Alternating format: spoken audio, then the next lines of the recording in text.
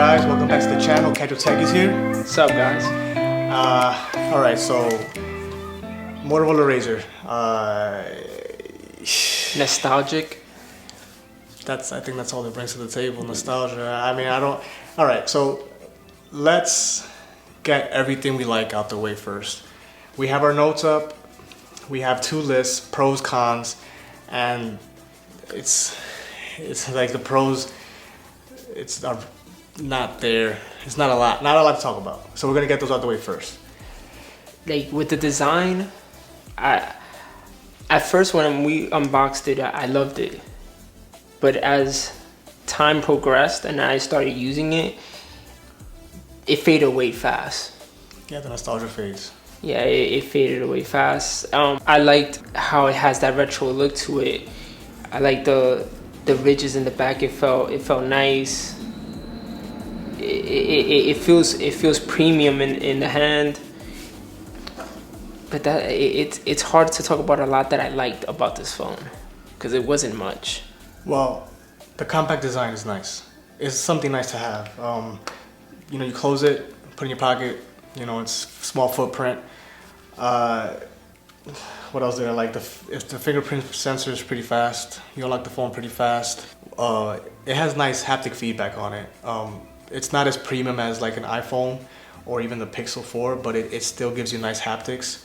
And also, it has a very clean OS. It has close to, if not, does have stock Android in it, and I love stock Android, so that's another plus for this phone. If anybody out there likes stock Android, that's a plus for you. You might like it. The screen is vibrant. It's bright, but resolute. I mean, other than that, there's not. I don't know, man. Like, I really wanted to like this phone because I had the original Motorola Razr. I had a purple one. Don't judge me, but it's just. Alright, so I guess we're gonna start going to cons now because it's just too fragile. That's like the main thing for me. It's just too fragile. I just feel like I don't think there's a use for a flip phone. Not in an era where I could just pull out my phone, either Touch ID opens it up quick to see what I need to view, or you have face unlock and it automatically opens your phone and you could view whatever you need to like a quick glance. This right here, you have to open it up, and I know it sounds lazy, but it feels like a chore. Yeah, exactly. It feels like an extra step that I need to get to in order to get to my messages, in order to respond, in order to do the next thing that I need to do. And I don't want to do that. And also another thing is I don't feel safe opening it up, not one-handed at least. It's just... Yeah, because I feel like when you try to open it with one hand, you kind of need your nail or something. I don't know how to explain. Like, you need the tip of your finger and your nail to like really nudge it up. And it doesn't feel good on this because it's not glass. Yeah, it's plastic, and you feel like your nail is gonna pierce through that. Yeah, I mean, even if it doesn't, it just doesn't feel right to do. But yeah, it just feels fragile. When you're closing it, the screen kind of lifts up at the hinge, and that I do not like that because I see dust in there already, and I know over time grime is gonna get in there. I don't know how. It's just, you know, things build up, dust, maybe some water. It's just not, you know. It's pretty impressive. It's pretty impressive, the mechanism behind it. The screen tucks in, while I think the bottom part. Yeah, the bottom part, a couple of millimeters goes into the bottom of the phone. It is impressive. That's why in the beginning I was impressed by it. Like, oh, this is dope. But it's like after a while, it just that fades away. Also, the screen, although it is bright and vibrant, it's a little bit under 900p. It's not bad. It looks good, but in this day and age, and especially for this price, 900p. But the thing with that also is just nothing is formatted that way, so you can't watch YouTube at 1080p or 900p because there's no 900p. You either get 720 or 1080 and up, and you're not watching anything above 720. Yeah. Not even on Netflix, not even on anything that's streaming. Like I said, it's not bad. It's just a price point for this phone, and then you get these downgraded specs. You're just paying. Feel like you're paying for nostalgia. You're paying for for a first gen technology, and it's just not right to me. It doesn't feel right. Back on the screen,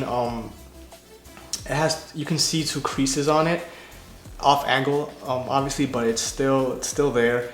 When you look at it off angle, it gets discolored. You see like these purple greenish tints on it. I don't like seeing that. When you're scrolling on it, you can feel bumps behind it. What else? The battery. The battery was trash. It only lasted like about 5 hours, 4 to 5 hours, and even on standby mode, the battery was being eaten up. Very fast. Yeah. Like I would put it in my pocket, and I would go, use it, and it's dead.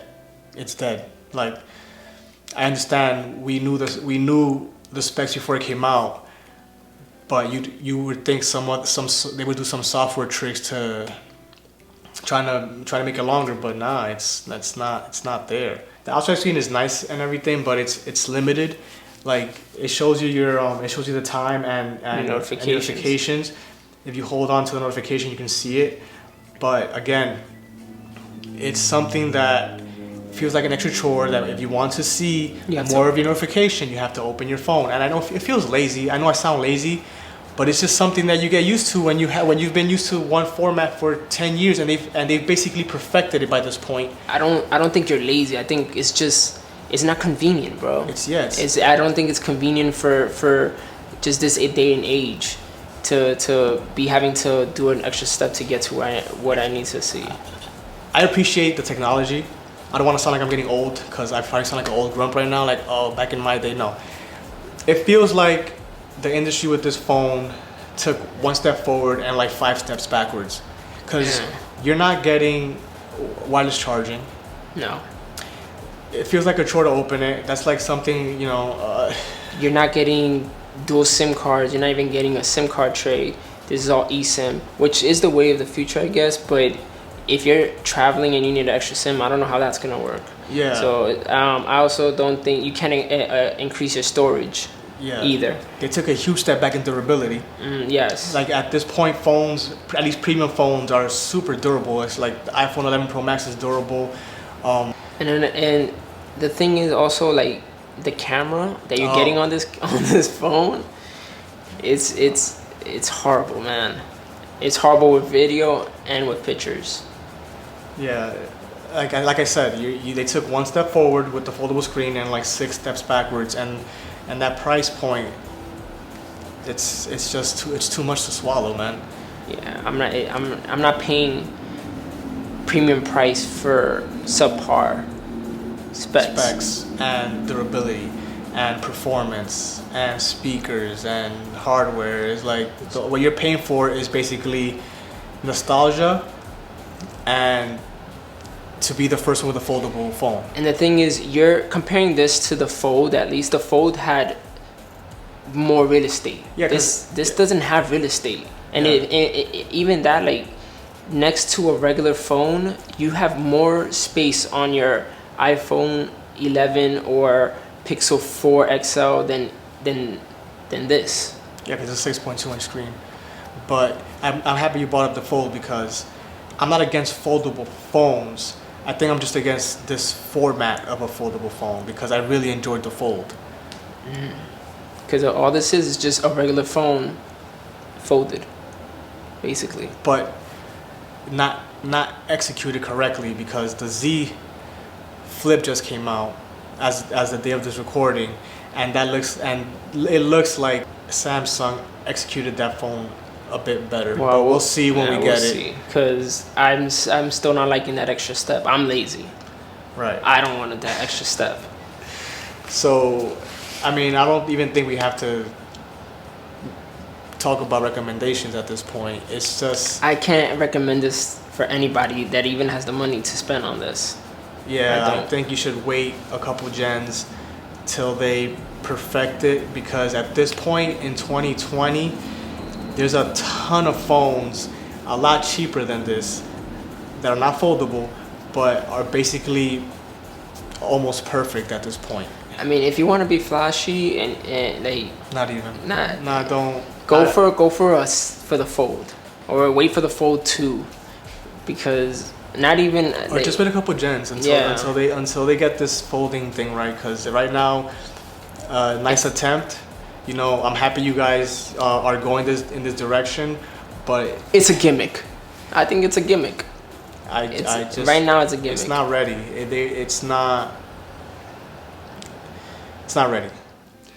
Alright guys, thank you for watching. That was our video. Let us know if you have the Motorola Razr and what you think about it in the comments below. Please like and subscribe.